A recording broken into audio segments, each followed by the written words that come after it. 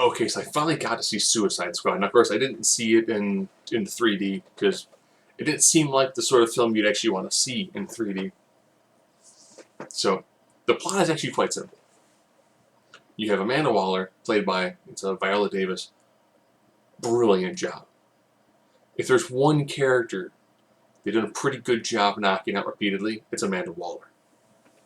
Whether it comes how she's done in the cartoons or in the live action, especially in the Green Lantern movie, but we're going to talk about that.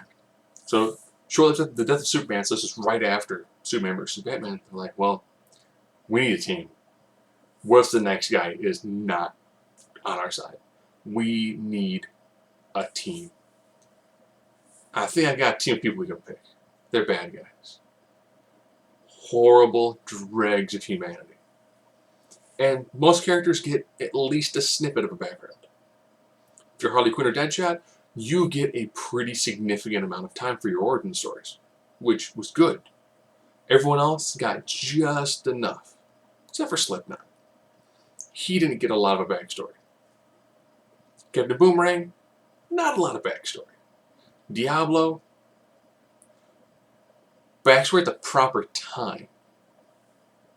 Killer Croc, not a huge amount of backstory. Ironically, these characters got more backstory than what we had for Guardians of the Galaxies, which of course is the closest equivalent film to this one. So she picks him out and she's like, alright, something's happening, you need to go take care of it. So you get the really small origin, them in Belle Reve, and then you get the, and here we are, trouble zone.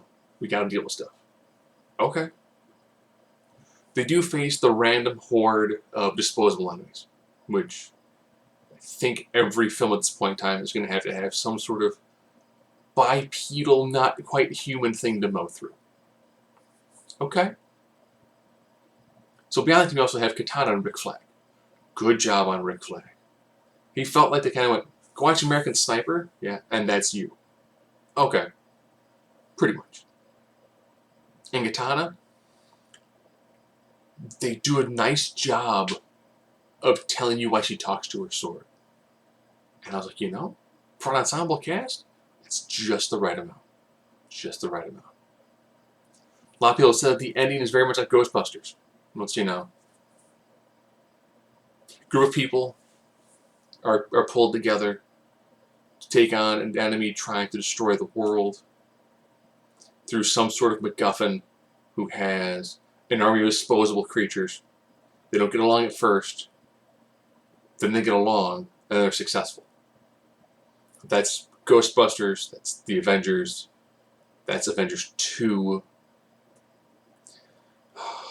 Technically, I'll say that's X-Men, it's Blade 3. I'm pretty sure I could probably keep on going. I think even Space Jam would qualify for that if you want to use that as a complaint. I really enjoyed the work that Margot Robbie did. I thought she made great use of every time she's on screen. Jared Leto's Joker isn't in the film a lot, but just a little bit. He's like a little bit extra seasoning. They knew too much, and the character it's a unique interpretation, and I liked it. I like the fact that we've had multiple people play the Joker, and they've all played it differently. And I think that's actually what's really made that character work. Is everybody writes Joker differently. So every actor will play him differently. Every character in differently basis whoever the writer is. So there isn't a atypical version of these characters. I do say I enjoy the darker, grittier style. There is some humor, but it's that dark, snarky humor. This isn't a let's take the kids and go see something. No. This is obviously we're gonna go kind of teen because we got some dark comedy, not like Deadpool dark. Deadpool was R for a reason. This film, much like Batman vs Superman, you can tell it's skating that line. You can tell that there's an easy way to go, and we're R. PG-13s get as close as we can before it's like R. And I enjoyed it. I enjoyed it for what it is. Ironically, my wife and I were leaving. There was people in the front of us like, that was the dumbest one I've ever seen. Someone else he's an older guy. I was like, well, Marvel does the same thing. Just DC just copies it.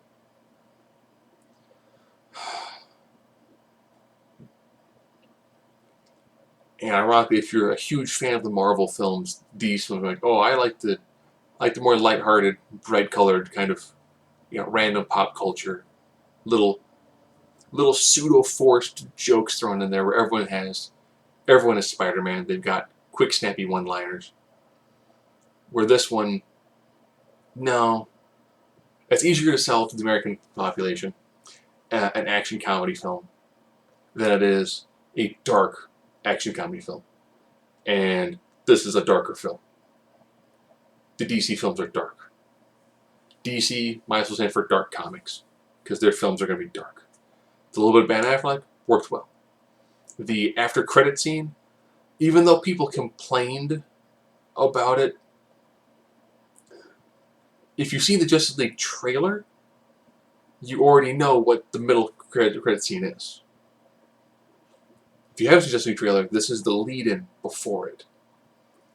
I told my wife, like, the nice thing is, you can watch Man of Steel, and you can probably blend that right into Batman vs. Superman, and it's going to work. I'm pretty sure there's probably a fan edit of those two films together that overlay nicely. And this film takes place right after Batman vs. Superman. A little bit of Batman thrown in there. He does interact with Joker and Harley Quinn and a couple other characters. It was done just right. The use of the Enchantress and her powers gave some really good expositional dialogue. Special effects-wise, pretty good. Because they don't use a ton of effects. They use them in certain spots. A lot of it's just the action set pieces. I actually enjoyed this film. I think if you walk into this film thinking that, I love the Marvel films and Marvel's my gold standard, you're not going to like it. If you walk into this film and watch it for what it is, and not compare it directly to what the other film company has been doing, which has been doing it for almost a decade now, you're trying to compare a universe that's, I think it's over a decade old now, versus one that's about 3 years old. So if you were to remove all the Marvel films like past Thor, this is about where you would be in the DC universe from a Marvel standpoint. But I enjoyed it, thought it was good. We did have two trailers for it. One was for Wonder Woman, which I thought was fantastic. And one was for Doctor Strange, which my wife's like, it's like Inception, that Keanu Reeves movie. So she saw it and she thought, okay, so it's Inception Matrix. And she's like, no. Wonder Woman, she was like, that looks amazing, I can't wait to see it. Doctor Strange, she's like, nah, I can pass on that.